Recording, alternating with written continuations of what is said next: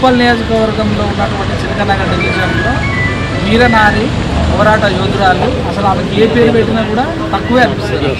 So అలాంటి విగ్రహావిష్కరణ మరి చొరవ తీసుకొని ఇక్కడ కార్పొరేటర్గా ఎన్నికైనటువంటి బన్నాల గీతపై ముదిరాజు గారు సో చాలా చక్కటి నిర్ణయం అనమాట. మన ఎన్ని విగ్రహాలు పెట్టినప్పటికీ కూడా కొన్ని విగ్రహాలు చూస్తే మనకు చాలా సంతోషం అనిపిస్తుంది, పౌరుషం కూడా వస్తుంది ఇంకా గట్టిగా చెప్పాలంటే నేను. సో అలాంటి నిర్ణయం తీసుకొని వారు మరి విగ్రహావిష్కరణకు వచ్చినటువంటి ముఖ్య అతిథులు బండ లక్ష్మీరెడ్డి గారు ఓపెన్ చేయడం చాలా సంతోషం. సోదరులు అందరూ కూడా రజక సోదరులు అందరూ కూడా పేరు తెలియదు కనుక అందరికీ ఒకటేసారి నమస్కారం. మన విగ్రహాలు ఎందుకు పెట్టుకుంటాము అని అంటే మొదట కొన్ని విగ్రహాలు పూజించేవి, కొన్ని విగ్రహాలు మాత్రం పౌరుషం తెచ్చుకునేవి నేను దంకాబాధ్యాయ అని చెప్తాను. పూజ అంటే మనం దండం పెట్టడము, విగ్రహ ఆవిష్కరణ ఎంచుకున్నప్పుడు ఖచ్చితంగా కూడా ఒక ఆయుధం ఉంటుంది. మీరు అబ్జర్వ్ చేస్తున్నారు, ఆయుధం లేని కొన్ని విగ్రహాలు ఉంటాయి, అవి విగ్రహంగా ఉండటానికి మాత్రం పెడతాయి. కానీ మన ఏవైతే వెనుకబడిన తల్లి విగ్రహాలు చూసినప్పుడు ఖచ్చితంగా ఒక ఆయుధం ఉంటుంది. సందర్భంగా పాప కానీ స్టార్ట్ చేస్తే శాఖలైలమ్మ వరకు ఆ విగ్రహాలు అంటే ఆ కర్ర పట్టుకుంటే మన కర్ర పట్టుకోవడం కాదు, ఆశయం అనేది ఆ కర్ర లాంటిది మనల్ని ఎప్పుడు మేలుకొల్పిస్తుంది. ఆశయం అనేది కర్ర లాంటిది. సో ఆమె గురించి అలా జయంతి సందర్భంగా విగ్రహావిష్కరణ చేసుకున్న తర్వాత విషయాలు ఏంటంటే నాడు ఇప్పుడు అంటే మనం హ్యాపీగా ఫోన్లలో చూసుకుంటున్నాం, టైం పాస్ చేసుకుంటున్నాం, క్రికెట్ కూడా బయటికి వెళ్ళి ఆటలు కూడా ఏం ఆడలేదు, మొత్తం సుఖానికి అలవాటు. నాడు ఉన్నటువంటి పరిస్థితి ఎలాంటిదంటే సామాన్య మానవుడు చదువుకోలేని పరిస్థితి. ఇప్పుడు చదువుకోరాని స్కూల్కి వెళ్ళినా కూడా గంజా బ్యాచ్ అయిపోయారు వాస్తవం చెప్పాలంటే.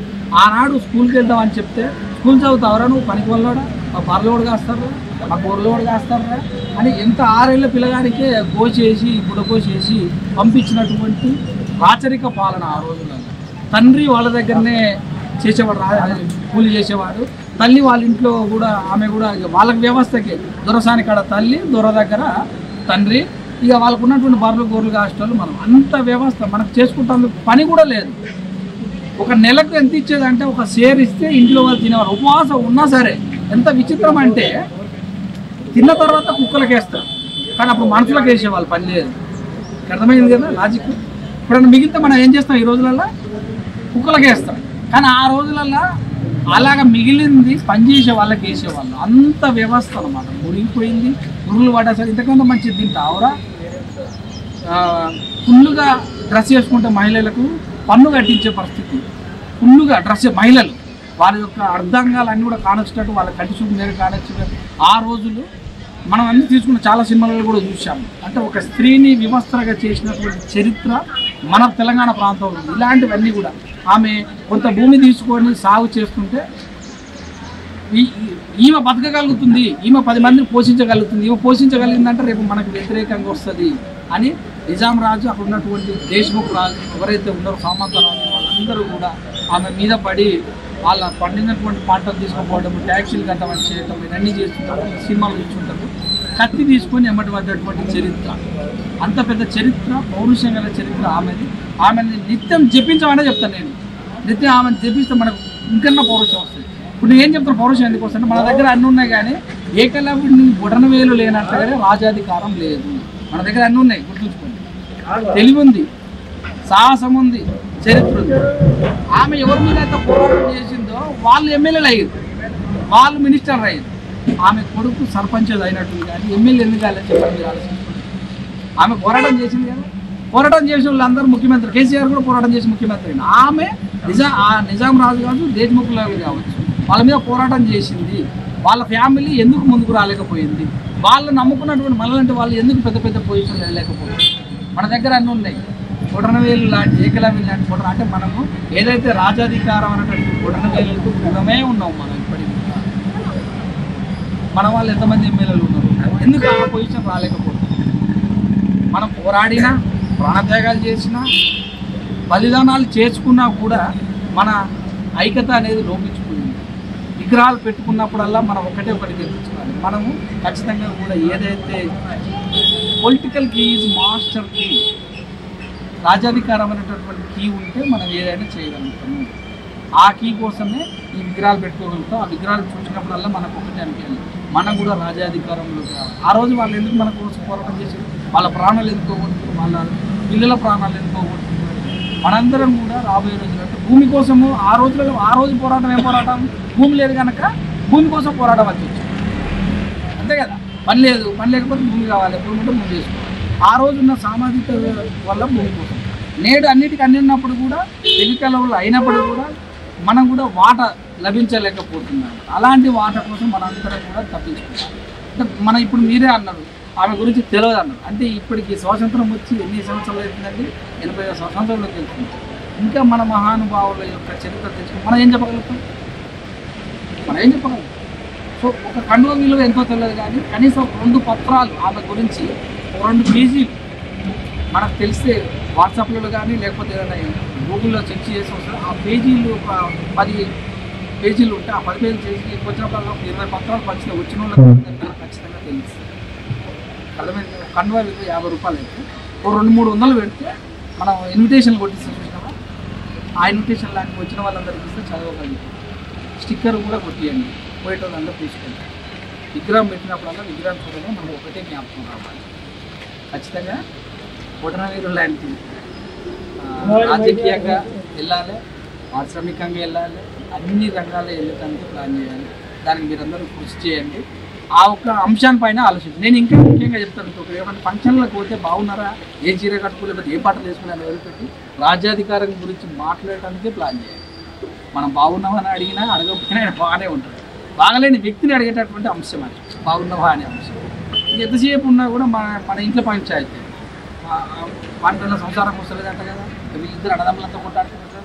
ఈ యొక్క మధ్యతరగతి యొక్క వ్యవహారం మొత్తం కూడా ఫ్యామిలీ చుట్టే తిరుగుతుంది.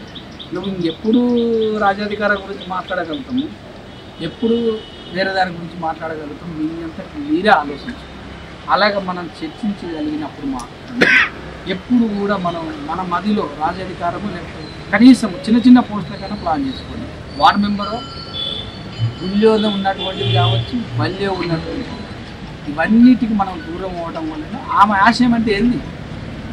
ఆశయం అంటే ఖచ్చితంగా కూడా నిజామరాజునోడు 8 అంటే ఆ పోస్ట్ మనకు కావాలనంటే కదా. మరి ఆ పోస్ట్కి మనం ఎంత దూరంలో ఉంటాం? ఎంత దూరం ఉంటాం? దేశముఖులు అలాగే చూసినట్టయితే వాళ్ళందరూ కూడా ఆ రోజుల్లో మనం గెలిపితే హైదరాబాద్ వచ్చి పడ్డారు. మళ్ళీ వాళ్ళే వేరే పార్టీల కండువాలు మనమేం చేస్తాం, మళ్ళీ మనం చాకరీ చేస్తున్నాం. మీరందరూ అర్థం చేయట్లేదు. చాలామంది హైదరాబాద్కి వచ్చినామంటే వాళ్ళ కంపెనీలలో పనిచేస్తున్నాం, వాళ్ళు పెట్టినటువంటి రియల్ ఎస్టేట్లలో పనిచేస్తున్నాం, వాళ్ళు పెట్టినటువంటి స్కూళ్ళలోనే చదువుకుంటున్నాం, వాళ్ళు పెట్టినటువంటి హాస్పిటల్లోకి వెళ్తున్నాం. మళ్ళీ మారలేదు, ఏమీ మారలేదు. నేను డైరెక్ట్ ముఖం మీద చెప్తున్నాను ఒక రిపోర్టర్గా. నాడు ఏం చేసినామంటే పాలకుల్లో చేరి కింద ఏం చేసినా పాలల్లో ఉంది. ఇవాళ హైదరాబాద్కి వచ్చి కూడా సార్ అనగలుగుతున్నాం. ఏమిరా అనేటటువంటి మాట పోయి హెల్పర్ అంటాం. ఏం చేస్తే హెల్పరు, టెక్నీషియను అంటున్నాం. అప్పుడేమో కూలోడు, పనోడు అని అనేవాళ్ళు. ఇంగ్లీష్ పదాలు మారిపోయినాయి, కానీ మన వ్యవస్థ అలాగనే ఉంది. మనం కూడా పరిశ్రమలలో భాగం కావాలి, మనకు కూడా స్కూళ్ళల్లో భాగం కావాలి. ఇంకొక అద్భుతమైన విషయం చెప్తాను, మీరు అందరూ అర్థం వినగలిగితే గవర్నమెంట్ స్కూల్స్ పోతే మన వ్యవస్థ మన మనుగడకు ప్రమాదమే. గవర్నమెంట్ హాస్పిటల్స్ పోతే మనకు ప్రమాదం. ఎందుకంటారా? గవర్నమెంట్ స్కూల్ ఉంటేనే మనకు రిజర్వేషన్ ఉంటుంది. ఒకవేళ ఎస్సీ ఎస్టీ బీసీ సోదరులకు గవర్నమెంట్ టీచర్స్ కావాలనుకుంటాం. గవర్నమెంట్ టీచర్స్ ఉంటే, గవర్నమెంట్ స్కూల్స్ ఉంటేనే కదా గవర్నమెంట్ టీచర్స్ అయ్యేది, గవర్నమెంట్ హాస్పిటల్స్ ఉంటేనే కదా గవర్నమెంట్ డాక్టర్స్ అయ్యేది. ఇవి మూతపడితే నీకు ఏడొస్తుంది? మనకు రిజర్వేషన్ ఉంది, కానీ రిజర్వేషన్ ఉంటున్నప్పుడు ఆ వ్యవస్థలు నడిస్తేనే కదా. ఉస్మానియా కాలేజ్ ఉంది, యూనివర్సిటీ ఉంది, అందులో మనకు పర్సంటేజ్ రిజర్వేషన్ ప్రకారం అలా చేయలేదు. ఉస్మానియా కాలేజ్ మూతపడితే కొన్ని కాలేజ్ పేరు చెప్తారు, మల్లారెడ్డి యూనివర్సిటీ అంటాం. అందులో మనకు రిజర్వేషన్ ఓడిస్తాడు. మనం అందులో చదువుకోవాలంటే చదువుకుంటామా? లక్షలు పెట్టి. చిన్న లాజిక్, పెద్దది అవసరం లేదు. ఉస్మానియా హాస్పిటల్ మూత పడితే ప్రైవేట్ హాస్పిటల్స్ వస్తుంది. ప్రైవేట్ హాస్పిటల్ మనకు పర్సంటేజ్ ఇస్తారా? మన రిజర్వేషన్ అమలవుతుందా? గవర్నమెంట్ వ్యవస్థలు ఉన్నప్పుడు మాత్రమే మన రిజర్వేషన్ ఉంటుంది. నేను టీచర్ కావాలనుకో, మన బీసీబీలో ఉన్నాం అనుకోండి, రిజర్వేషన్ కోటాలో నాకు 40 మార్కులు వచ్చినా వస్తాయి. అసలు టీచర్ గవర్నమెంట్ స్కూల్సే లేకపోతే నాకు ఏదో టీచర్ జాబ్ వస్తుంది, నేను చదువు. ఇలాంటి ఈ వ్యవస్థలన్నీ మూతపడటానికి ప్లాన్ జరుగుతుంది. వాటిపైన కూడా మనం పోరాడాలి. ఇవన్నీ చేయాల్సిన అంటే ఆ రోజుల్లో ఆమె పోరాడింది, ఆ రోజు ఆ వ్యవస్థ. కానీ ఇప్పుడు కూడా సమస్య ఉంది. ఈ రోజు పోరాడుతుంది కూడా మనం సిద్ధం కావాలి. ఇంకేం లేదు, మనం అంతా బాగానే ఉన్నాం. నా చేతిలో ఫోన్ ఉంది, సాయంత్రం ఏమైనా బార్ ఉంది, మధ్యాహ్నం తినడానికి బిర్యానీ ఉంది అని ఇంత గీదాన్ని చుట్టూ తిరగకండి. ఇంకా చాలా ఉంది పోరాడాలి. మన ఓటకు మనం ఉపయోగించుకోవట్లేదు. ఎప్పుడు నిత్యం చూస్తే సంఘాల వాళ్ళు ఏమంటాం, మనందరం ఐక్యం కావాలి. ఏకమైనాక ఒక ఆయన వ్యక్తి వచ్చి 50,000 ఇస్తా అంటే మనకు గంపగుర్తుగా ఓట్లు ఇస్తుంది. ఏం మారింది? గంపగుర్తుగా ఒక కమ్యూనిటీ మొత్తం గంపగుర్తుగా ఓట్లు వేయడం అంటే ఏం మారినా ఏం తెలుసుకున్నాం ఎన్ని సంవత్సరాల నుంచి? పుట్టేప్పుడు మాత్రం చిన్న చిన్న దానికి తమ్ముడు విలువపోతే అన్నతో పంచాయతీ, అన్న విలువపోతే తమ్ముడితో పంచాయతీ. కానీ మనందరం కలిసి ఒక పిలకపోయినా ఒక ఆయన కడుపు సెల్ఫీలు దిగుతుంటాం, గుర్తుంచుకోండి. వాడు పిలకపోయినా సార్ వాడిని పెళ్ళికి పోయి సెల్ఫీలు దిగుతాం. తమ్ముడు పిలిస్తే మాత్రం వాడు మన గట్ట మాట్లాడినట్టు పంచాయతీ. ఇంకా కూడా చిన్న చిన్న సంకుచితమైన మనసులోనే ఉన్నాం. ఓపెన్ మైండ్లోకి రావాలి మిత్రులారా ఖచ్చితంగా. అలా వచ్చినప్పుడు మాత్రమే మనలో మార్పు వస్తుంది. బోర్ వస్తుందా? నేను నిజం చెప్తాను, ఖచ్చితంగా నిజం చెప్తాను. సర్పంచులు ఎంతమంది సర్పంచులు ఉన్నాం, మనం ఎంతమంది సర్పంచులు ఉన్నాం? ఇంకా ఇప్పుడు చెప్పే మాట ఇంకా విషాదం అనిపిస్తుంది మీకు. 200 పెట్టి సాయంత్రం కూడా బీరు తాగలుగుతాం. మనం ఒక చైర్మన్ అయినాం అనుకో, ఇంటికి 5-6 వస్తే ఛాయ్ దాపాలంటే ఎవరు ఇంటికాడ ఉండాలి, అందరు ఛాయలు దాపాలి, ఏదైనా పోస్ట్ ఇస్తే నాకు అని అనుకుంటాం. సాయంత్రం ఎంత తాగుతున్నాం కదా, 200 పెట్టి కూడలు తాగుతున్నాం. 50 రూపాయలు పెడితే పాల ప్యాకెట్ వస్తుంది, 20 రూపాయలు పెడితే చక్కెర వస్తుంది. నీ ఇంటికి వచ్చిన వాళ్ళకి ఛాయ్ పోపేయలేదా? నీ ఇంటికి వచ్చిన వాళ్ళు కూర్చోబెట్టలేదా? నీ ఇంటికి జనాలు రానే నీకు పోస్ట్ దాన్ని రారని ఆయన నువ్వు ఏదైనా సంక్షేమ బోర్డులో ఉండి నువ్వు ఒక మెంబర్గా ఉండరంటే నాకేందుకు రా బాబు ఈ ఛాయ్ దాపి ఎవరైనా వస్తే మాట్లాడాలి గిట్ట వెళ్ళిపోతున్నావు. అప్పుడు 50 ఆలోచిస్తున్నావు, సాయంత్రం 200 ఖర్చు పెడుతున్నావు. ప్రతి పోస్టులు ఏ పోస్ట్ అయినా విలేజ్లో ఉన్నటువంటి పోస్ట్ ఇది సంక్షేమ సంఘంలో చూడండి. మీరు ఆలోచించుకోండి, సిఐలు ఎస్ఐలు ఎవరి పేర్లు ఉన్నాయండి ఇప్పటి వరకు కూడా? మీరు ఆలోచించుకోండి, అంటే నేను చెప్పట్లేదు, మీరే ఆలోచించుకోండి. సిఐలు ఎవరు, ఎంఆర్ఓలు ఎవరు ఉన్నాయండి? మనం ఏడున్నాం? చదువుకి ఎంత దూరంలో ఉన్నాం, సమాజానికి ఎంత దూరం ఉన్నాం? ఎవడో మనం విలేయలే, మనమే విలేసుకుంటున్నాం. మనం అట్లా ముందుకు వెళ్ళలేకపోతున్నాం, ఈ మాటలు మాట్లాడలేకపోతున్నాం. ఈ సంకుచితమైనటువంటి మనసులోనే ఉంటున్నాం. సమాజం మురికిని తీస్తున్నాం మనము. మనలో మురికిని తీసుకోండి, నేను చెప్తున్నా డైరెక్ట్లీ. సమాజం మురికినే తీస్తున్నాం మనం. మనలో ఉన్న మురికి తీసుకొని బయటికి రండి. మీరు మాట్లాడినప్పుడల్లా రాజాది కోసమే మాట్లాడండి. మీరు మాట్లాడినప్పుడల్లా రాజాది కోసమే మాట్లాడండి. మీరు వింటే రాజాధికారం వినండి. ఆమె మన 80 సంవత్సరాల క్రితం బయలుదేరింది. నాడు మాట్లాడితే సంఖ్యలు, ఇలా మాట్లాడితే ఏం సంఖ్యలు లేవు. ఫ్రీగా ఉన్నాం, స్వాతంత్రం అనుభవిస్తున్నాం, కానీ మాట్లాడలేకపోతున్నాం. మీకు అర్థమైందా? ఆయన మాట్లాడితే సంఖ్యలు చంపేసారు. ఇలా మాట్లాడతా కానీ అవి మాట్లాడలేకపోతారు, అవి మాట్లాడలేవు. 4 కలిస్తే ఒకటైతే సరిపోతుందిరా మనకు. అదే అట్లా అట్లా వెళ్ళిపోయింది. రాజాధికారం వైపు లేవు, మన ఆలోచన లేవు. ఇంకా డబుల్ బెడ్రూమ్లే కావాలనుకుంటున్నాం, ఇంకా బస్సు ఫ్రీలే కావాలనుకుంటున్నాం. నేను ఎవరిని విమర్శించట్లేదు, బస్సు ఫ్రీలే కావాలి. ఇంకా షారలు కట్టి ఏది పండుగ వస్తే, దసరా పండుగ వస్తే చీరలు ఇచ్చి తోడు ఎవడరా అని ఎదురు చూసగలుగుతున్నాం. ఇంకేడ ఉంటున్నాం? 80 సంవత్సరాల క్రితం మనం తినలేదా? బస్సులలో తిరగలేదా? ఆ సిలిండర్లు వండుకోలేదా? వీటి ఫ్రీస్ కోసమే కావాలంటున్నాం. మన వాట గురించి నువ్వు ఎప్పుడు అడుగుతావు? ఇంకా కూడా మనం రిజర్వేషనే కావాలంటున్నావు. రిజర్వేషన్ లేకుండా ముందుకెళ్ళలేవా? 100 మార్కుల కోసం వాడు చదువుతుంటా, నువ్వు ఇంకా 32 మార్కుల కోసం ప్లానింగ్ చేస్తావు. ఎందుకు 100 మార్కుల కోసం చదువు? హాస్టల్ కట్టిస్తా అని చెప్తారు. ఎంతమంది విద్యార్థులు చనిపోతున్నారని సరిగ్గా భోజనం లేక హాస్టల్లో. ఎప్పుడు అస్వస్థతనా?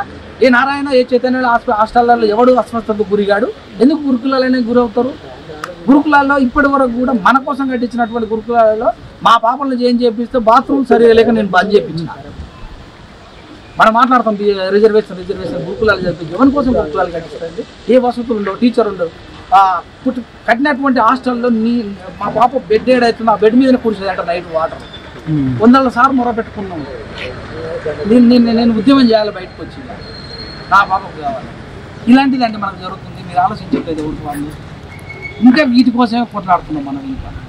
ఇంకా వీటి మీ చుట్టే తిరుగుతున్నారు. ఇంకా మన రాత ఏ దేవుడు మార్చడం గుర్తుంచుకోండి చెప్తున్నాను. నువ్వు నొసలు అరిగేటట్టు బొట్టు పెట్టుకొని మాలలు వేసుకొని ఎన్నిసార్లు అయినా దేవుడు వచ్చి నీ రాత మార్చని చెప్తారా? మీరు ఆలోచించుకోండి, దేవుడిని విమర్శించదు. ఇప్పటివరకు ఏ చరిత్ర జరిగినా మన స్వాతంత్ర ఉద్యమం రావాలంటే ఎవరు పోరాడారు? మనమే కదా.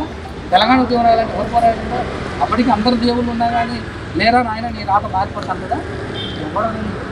నువ్వు ఆ రోజు గుర్తులు పట్టుకోవాల్సిన అంశం ఉంది. ఇలా గుర్తులు అవసరం లేదు. ఓటును నమ్ముకోండి, ఓటే వచ్చిన ఆయుధం. సరైన వ్యక్తికి వేయండి, నీకు తెలిసిన వ్యక్తికి వేయండి, నీ ఓనికి వేయండి అంటారు. నేను డైరెక్ట్గా అంతకంటే ఎక్కువ మాట్లాడతా. ఆ ఒక్కరోజు నువ్వు బీరు అనేటటువంటి దాహానికి, బీడి అనేటటువంటి కరుపుకి ఎప్పుడైతే లొంగుతావో నీకు రాజ్యాధికారం రాదు. ఇలాంటి విగ్రహాలు 100 పెట్టిన రాదు పెట్టినామా? 100 సంవత్సరాలైనా మనం వెలివే పడుతున్నాం అంతే. నీ ఓటును మా సంఘంలో పేరు చెప్పి అమ్ముకుంటున్నాం. నీకు ఎప్పుడు వస్తుంది? ఎందుకు మాట్లాడరు? మీకు సర్పంచ్లో నాకు ఒక 100 సీట్లు లేదని ఎందుకు మాట్లాడరు? 50 సీట్లు లేదు ఎందుకు మాట్లాడరు?